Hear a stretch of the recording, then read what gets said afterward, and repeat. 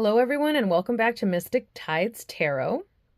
Today's reading is going to be about giving to ourselves what we need to be sustained. And I got this idea because this is the oracle deck that I'm going to be using. It's called the Sustain Yourself Oracle. And it's not even a type of oracle that I would have visually been drawn to a few years ago, but I am in love with it today. And prior to taking the leap of faith to purchase this deck, I did get it used. So that was another reason why I jumped on this. But one of the main pulls that this deck had on me was the name of the deck itself, Sustain Yourself Oracle.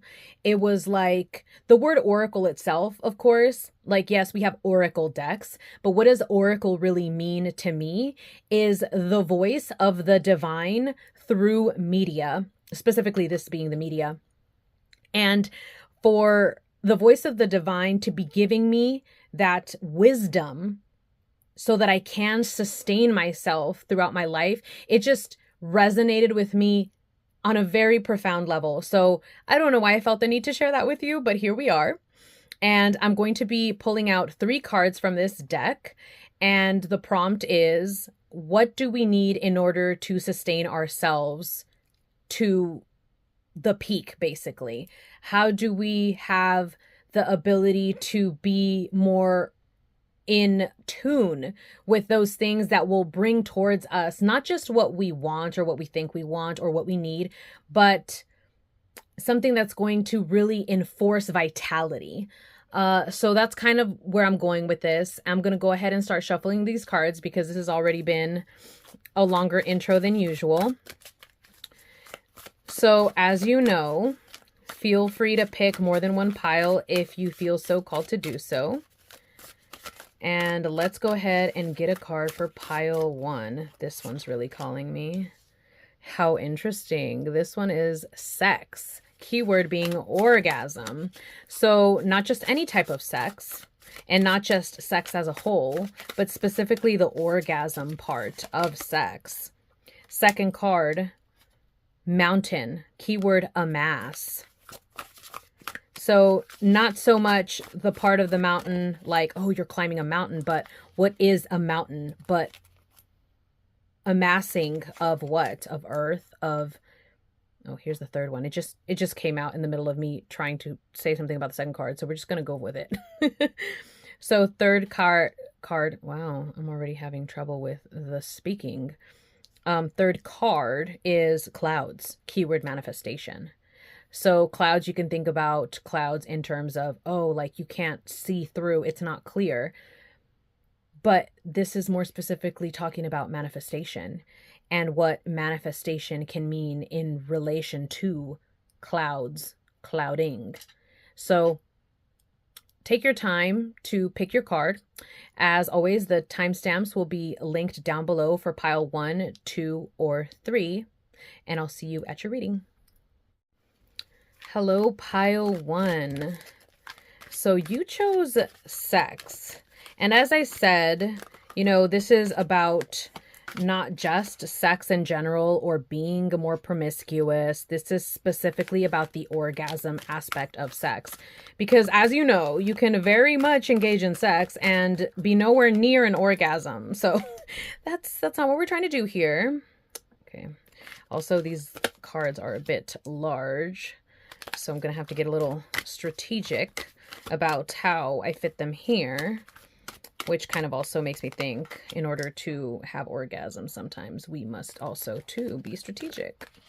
Okay, I don't know why. Those had to be upside down and this one's right side up. But this tells me that this is a big part of this reading, and it is a major, so it's going to be a big part regardless. But Chariot is movement. And I mean, can you achieve orgasm without movement?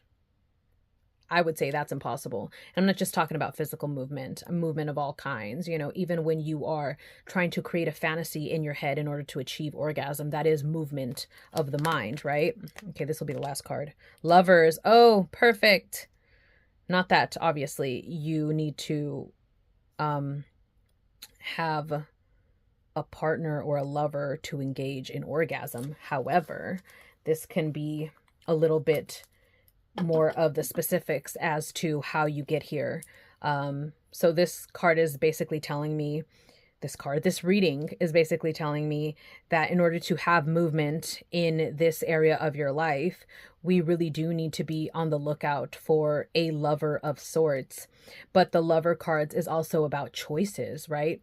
So you would have to find yourself in a situation to make that choice, right? Okay, I need to make the choice. Am I ready to find someone? Am I not ready to find someone? Or maybe even I have these potential suitors, I have to make the choice of who's the proper one to engage with at this time. So that would incorporate the choices aspect of this card. But let's see what we have in these other cards that may be able to tell us a little bit more. I'm always going to have this issue, aren't I? Oh my goodness. Oh, I forgot to take my watch off. I usually take it off. Okay, I'm going to have to... Okay, finally got it. Jesus. And yes, I say cheese us, by the way, for all those of you that were wondering. Okay. Four of Worlds. Keyword commencement. Trust. Six of Wands. Isn't that a big one? Seer. Sage of Wands. And Surfer, Man of Cups. So, Four of Worlds, keyword commencement. Four of Worlds, this is stability. This is creating of foundation. Commencement, it is the start of something. So, maybe this is the first time in your life that you are seeking this, or maybe you are finally feeling that you're in a position to have stability when it comes to this. Maybe in the past, sex, whether it was something that was important or not important, the orgasm aspect of it may have been fleeting. And now you're in a position, maybe you're much older, much more wiser. Maybe now you're in a position where you want exactly this and you're not willing to compromise. And that's the beginning of this new structure, this new way that you're going to be walking through life when it comes to your sex life, when it comes to sex in your life. You're not wanting to compromise that orgasm that is becoming a requirement for you, or it has officially been a requirement for you. And now you're at a point where we want to take it to the next level, which is why we have the Chariot here, wanting to bring in this new energy of movement, walking down this path. We have trust with the Six of Wands. Six of Wands is this celebration, right? But in order for you to allow yourself to be celebrated, there has to be an element of trust. This could be trust in yourself or trust in a partner, partners. It could be you needing to trust yourself in order to make the right choice in terms of a partner or partners. So this means that yes, good things are to come. However, in order for you to allow them to come, there has to be some type of a trust, right? So you have laid the foundations, you know what you want, you know what you're not going to compromise. And now it's about having that trust that you have laid the foundations properly so that you can move forward in making those choices, because you trust that the decisions you're going to make are for the greater and highest good of this purpose in this part and aspect of your life. We now have the Sage of Wands and Man of Cups. Two of these, well, both of these are court cards, right? So these can represent aspect of the self, but they can also represent personalities or people in this situation. So it's either you are one of these and the other one is a potential partner, or two of these are potential partners. And Sage of Wands is someone who they have been around and they understand and know how to give you what you want. So this can be you because you have laid these foundations, you know what you want, or it could be someone that's been maybe in your life kind of courting, maybe it's been kind of flirty, and you're like, you know what, this person, it kind of sounds like they know what they're talking about. And I feel like this might be an adventure that I want to go on. This might be a path that I want to walk. So that's a potential, right? Then this other potential, I don't see this as you for some reason, but as another potential is the Man of Cups. This is someone who is in tune with their emotional side. This is someone who's going to listen. This is someone who is creative. And maybe you want some creativity. Maybe you need creativity. Maybe that's one of your requirements in your foundation. You want them not only to help you get there, but you also want them to be creative and show you things that perhaps you didn't know. And in order for you to get there, you also have to have trust in that person, right? So we have these two potential partners. I'm not saying you need to choose between them two, but there is a choice that you're being kind of placed in front of, or the choice is being placed in front of you. And it does require trust. So if you're having difficulty with walking this path because that choice, you just can't really make it, I'm going to go ahead and invite you to really revisit what that foundation is for you. What are your non-negotiables? Really have what you want and what you don't want on the table. So when that choice comes, if you haven't yet made it, you know where you stand. So you can communicate that with either all of your partners or as partners come and go, so on and so forth. And then maybe if you already feel that you have that, maybe it's time to revisit it a little bit and see if those things have changed, because that's perfectly normal and fine. And if anything, it'd be weird if it didn't change, because we are not meant to be stagnant. We are meant to be moving, right? Chariot here to remind us, we are constantly in movement. We're constantly evolving, and that's a beautiful thing. So to have to revisit things that you thought were foundational and were already set in stone is okay, because those things can change. And as those things change, they might align with you better so that you feel better in trusting what comes for you and in trusting the decisions that you make for yourself. Okay. Okay, pile one, that's all I have for you today. I hope that this was a little bit insightful and helps you in your new journey. And I wish you lots and lots of good sex and orgasms. Until next reading, goodbye. Hello, pile two. You chose mountain with keyword amass. Okay, there's so many questions that I could ask. I feel like I want to ask, what is it that you should be amassing right now?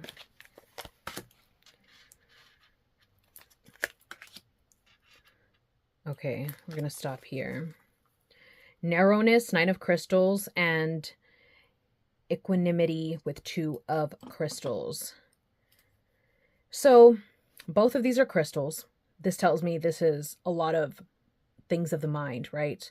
So 9 of crystals is usually being a bit rigid in your thinking and that not working in your favor. 2 of crystals is more of being caught between a decision or feeling that you can't really make a decision because the mental clarity is not there. And this doesn't mean that you don't have any idea. It's kind of like you have too many good ideas, so you're struggling with which one is better. And maybe you've been there a little too long. Maybe it's become a bit of a stalemate. And it's funny because this comes after we asked, what do we need to amass? But this seems more of like what we need to let go of. So I'm thinking that it's more in the terms of this is what you have been amassing. So it's almost like saying, what do you need to amass? And this is telling us, no, no, no, no, no, no. You've already amassed enough of this. You've already thought it through and overthought it to the point of it's becoming something that's maybe even disrupting your peace, disrupting your sleep. And I find this really interesting because, you know, you can ask questions as specifically as you want to the tarot, and the tarot will tell you what you need to hear, whether it's something in relation to that question, or if it's something totally different, or if it's completely something on the flip side of that. So I thought this was very interesting development, but I'm pulling cards now and finding out what we do need to be concentrating on. Okay, whoa. Well, that's very, very interesting that's a very interesting development there. So automatically this is a big thing because we have the universe, the tower, and the sun. 3 majors out of these 4 last cards that we pulled. And in the middle we have fulfillment, 9 of cups. So there's a lot of good cards here. The scariest card here is the tower card. But I feel like the tower card is indicative of what you have been doing and what needs to happen so that you can move on.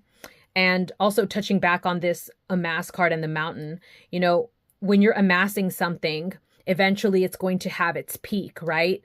So you've been at the peak. You've been there. So there's no more that you can actually do in terms of strategy and thinking and things of the mind with what it is that you're trying to achieve. In order for you to sustain yourself, this already has reached its peak. And it's asking us to move forward and go into this mode. So we have the universe, we have the 9 of cups. 9 of cups is fulfillment. It's like and this is emotional fulfillment, right? So maybe you've felt that you're at some type of pinnacle already. And maybe you're thinking, what's next? because you reached that height, the universe, you've completed the cycle, whether that cycle was like something in business, something in your job, career, family, you know, relationships, money, anything like that. You're like, okay, I'm at the peak. I'm at the top. Now what? Now what? Now what? And maybe that's why you've been overthinking it, because you're like, what's next? What's next? What's next? You've reached that emotional fulfillment. And now you're wondering what the heck is next. And it's interesting because what's next is the Tower card, because you've reached that stalemate. So you're here at the point where the foundation that you built all of this on, that base of the mountain, is ready to crumble. And it's not because you did something wrong, and it's not a punishment. It's because when one journey ends, another begins, and you don't begin the next journey at the top. You begin it from the bottom. And how do you begin from the bottom? You have to start that new foundation. So this foundation must be broken in order for you to build another one and climb back up. And it could be in the same realm, right? Like, let's just say you reach the top of a specific career. Maybe it's time to switch careers. And I'm not telling you that's what you need to do. I'm just giving you an example of what it would look like in the real world, like what I'm talking about, right? And then from here, what happens after that base is broken and it feels like you don't know where to go and things are very questionable and things don't feel very safe, but it's necessary. You get the Sun card, which is this extreme joy and happiness. So I know that I said that in order to start again this cycle, you need to go to the bottom and build up. But when the Sun came out, it was kind of like saying, but it's not like starting from scratch. Because we could have received another card, right? But the Sun card, it's also very, very close to the Universe card. So it's kind of like saying, yes, you are starting from the bottom with something. You are starting at the base with something, but it's not like you're a rookie. It's not like you're starting from zero. Like, yeah, you're going to be building a new foundation, or maybe it's in a whole different realm or category of your life, but you're not a freshman. You're not the fool. You're starting from experience because you know what it's like to amass. You know what it's like to complete and to achieve that fulfillment. So that was not for nothing. And it's going to bleed into how you create this foundation.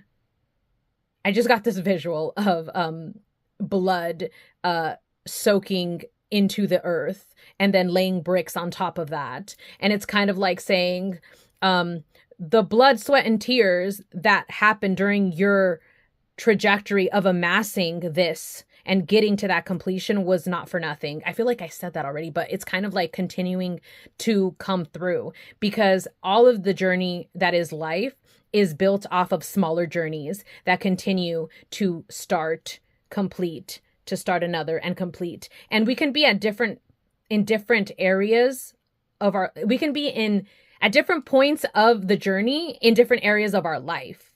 So it doesn't have to be like, oh, because I'm on one journey in one area of my life, everything else is paused. That's not true. Because I also want to impress upon you that you can hold this journey's experience and its celebration and its fulfillment at the same time that you're feeling like the foundation of something else is crumbling, or you're feeling like you need to start from the bottom. You can have both of those things be true at the same time.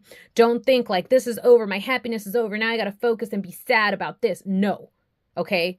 Don't let anyone rain on your parade as you try to build another parade. Okay? Like, don't let that happen, because it doesn't need to happen. It is not a requirement to upgrade, to move, to grow. And because you have this expertise, this maybe will jolt you in the beginning, but it will not be nearly as painful as it had felt during this other cycle, because you are now experiencing what it's like to be seasoned, a seasoned pro. And the end result is fucking beautiful. Like, we have the Nine of Cups as the fulfillment card, right? But the Sun, I don't want to say it trumps it, but it kind of does, because this is like long-term milestone in life type of joy and fulfillment. And you can't really ask for more than that. That's beautiful, pile number 2. So I hope that this gave you something to help you sustain yourself. And I will see you for the next reading. Goodbye. Hello, pile 3. Welcome to your reading. You chose the Clouds card with keyword manifestation. So this tells me that in order for you to sustain yourself, you feel that you are lacking in something. So let's see what the cards have to say about that.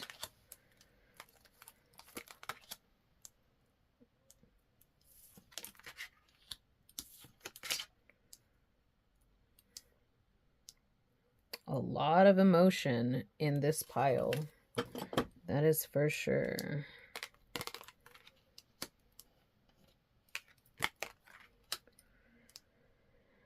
Okay.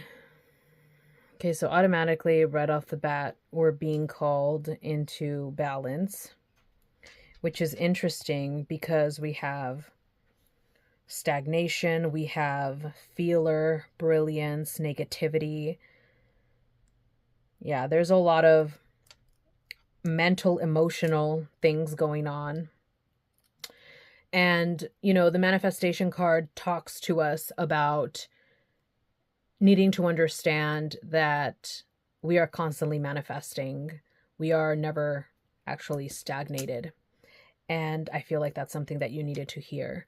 So whether you think that you're stagnated or it really feels like you're stuck, even during that moment, you are manifesting for your future.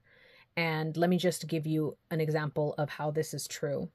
When you are in a stagnant mode and you feel that stagnation, it doesn't ever feel good, because the opposite of stagnation is flow. And when things are calm and they feel good, you're in flow. But when things are calm and they feel icky, it's stagnant. Okay? And when you're in that stagnation, you're not absent of thought. The mind continues to flow, and then the mind is present here too in the reading. And so where that mind goes is manifesting for what's going to follow after, whether that be days, hours, weeks, months, whatever. This is not to condemn the way that you think if you tend to think in more of a negative light. This is more supposed to be like this, like kind of this reality check of what you're thinking now is going to influence not only how you think later, but also how you feel later and how you move later. It's this constant cycle of feeding. So if you dwell a lot on the idea of I'm stagnant right now, it's going to be a lot easier for you to convince yourself later that you're stagnant even when you're not. And that continues to feed into this loop. So it's kind of like the idea of manifestation and constantly manifesting is also trying to help you break from the cycle, because you're in a cycle whether you think you are or not. And what you're feeding with your mind and your thoughts into your reality is going to continue to present itself until you feed it something differently, right? Now, the balance tells me that you know what it's like to have very high highs and very low lows. And the balance isn't about trying to have more of one or the other. It's more of trying to meet them both in the middle when the other one feels like it's gone. Right? So a lot of the times, I mean, we would think when we're experiencing really high highs, why would we try to bring ourselves down? And it's not about bringing yourself down. It's more about grounding.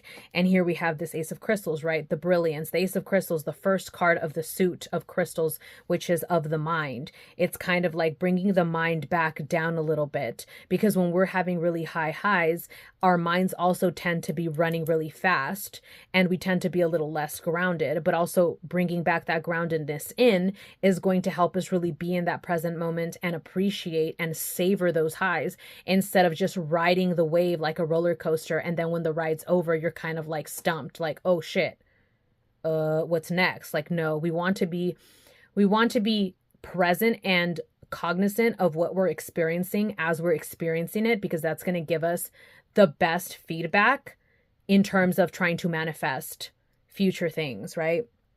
The Woman of Cups, the Rejoicer. I see this as something you need more of. You need a lot more receptive energy, a lot more of letting yourself be in the, like I said, being in the moment and rejoicing those moments without needing to put a timer on for it. Like, okay, like I'm happy because this happened, but I'm only going to celebrate it this day. And then after that, like it's on to the next thing, which is interesting because the Eight of Cups is the stagnation card, but it's also the card that tells us in the tarot that it's time to move away from certain emotions that have not been serving us. And I see this more of like, you don't know how to stay in those good emotions for too long, because it's almost scary to stay in them for too long, because when is the other shoe going to drop? This is kind of like something that I feel that is very logical for you. Like, you feel like it's logical to think that way, but I'm telling you, it's not so much logical in general as it is logical for you, because of that feedback loop that you have in your mind that we spoke about earlier. With the Child of Cups, so we have the Woman of Cups and the Child of Cups. So it's like, yes, learning to be in that moment, learning to enjoy those highs, but not let yourself get on that super fast roller coaster with it. More like, okay, like this is a high, let me ground myself a little bit. Let me like rest and float in the water with it, instead of feel like I'm on a rapid raft. Okay.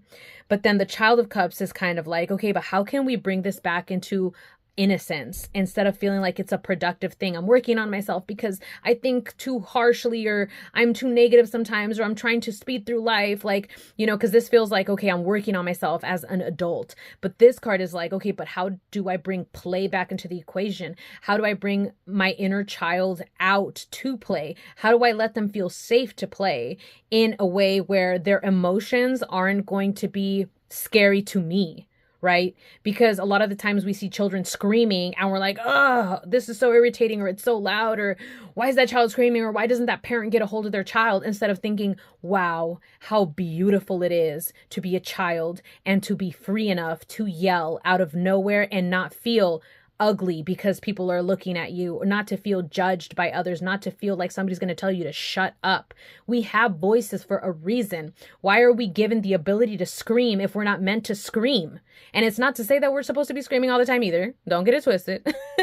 But it's kind of like thinking about those things of, how do we get rid of this negativity? You know, how do we help ourselves be okay with parenting our inner child? Not because we need to be strict with our inner child, but because we want to give them what we did not have. Like that whole scenario that I just explained about yelling. You know, when we were yelling and we were younger, we were told to shut up and be silent and be good. Well, how do you reverse that? How do you go back to that inner child, to that child that you were, and tell them, picture them in front of you and tell them, I actually want you to yell more.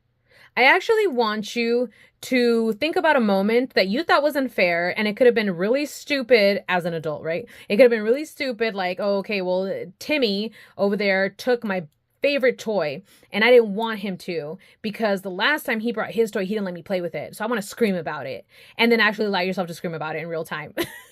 That is the homework that I would love to see you execute, because we tend to get into these spaces of like, we're not allowed to, we can't, we mustn't. The moment you start using that language, you're already punishing yourself and putting yourself in this like negativity. And there's no reason for that. Yes, there's a time and place to act certain ways, but you need to also give yourself a time and place to act in certain ways, okay? I hope you're picking up what I'm putting down, pile 3. This is all I have for you today. I hope that it helps you sustain yourself a little bit better, and I will see you in your next reading. Thank you. Bye-bye.